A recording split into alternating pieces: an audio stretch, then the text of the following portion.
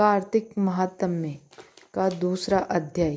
श्री कृष्ण भगवान बोले, हे प्रिय, जब गुणवती ने राक्षस द्वारा अपने पिता और पति को मरना सुना तो दुखित हुई और रुदन करने लगी।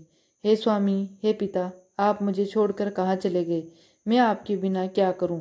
अब मेरे भोजन वस्त्र का प्रबंध कौन करेगा? अब मैं किसकी शरण लूं? मैं विधवा हो गई हूँ।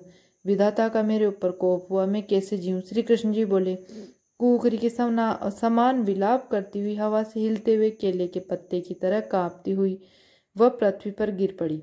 थोड़ी देर में सावधान होने पर फिर विलाप करने लगी और शोक मुद्रा में डूब गई।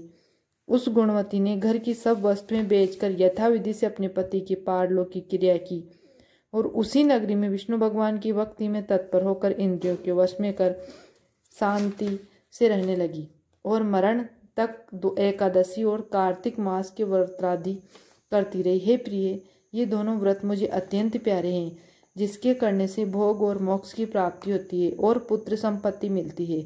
कार्तिकी की तुला राशि पर सूर्य निकलने पर महापापी जो भी प्रातःकाल स्नान करते हैं वे भी मुक्ति को प्राप्त होते हैं। जो मनुष्य स्नान, जागरण, दीपदान और तुलसी का पालन करते हैं वे विष्णु के रूप हैं।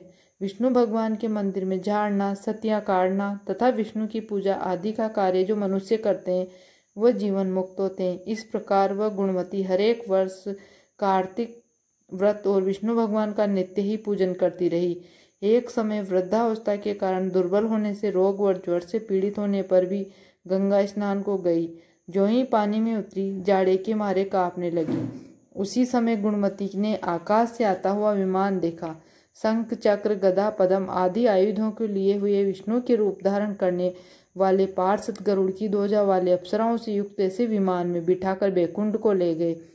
प्रदीप्त अग्नि के समान कीर्ति वाली गुणवती विमान में बैठी हुई कार्तिक व्रत के प्रभाव से मेरे पास आ गई।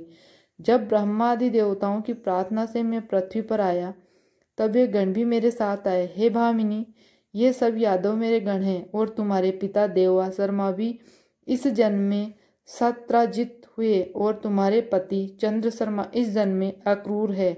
और हे देवी, तुम वही गुणवती हो जो कार्तिक स्नान के प्रभाव से मेरे लिए अत्यंत प्रिय हो। तुमने तो मेरे मन मंदिर के सामने तुलसी का बगीचा लगाया, उसी से यह कल्पवृक्ष तुम्हारे आंगन में है।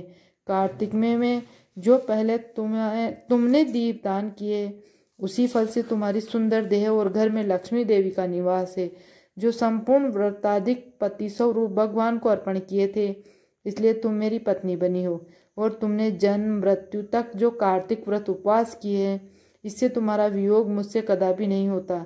इसी प्रकार कार्तिक में व्रत करने वाले तुम्हारे समान मेरे प्रिय होंगे। सूत जी बोले, सत्यभामा जी अपने पूर्व जन्म का सब हाल जानकर बड़ी प्रसन्न हुई।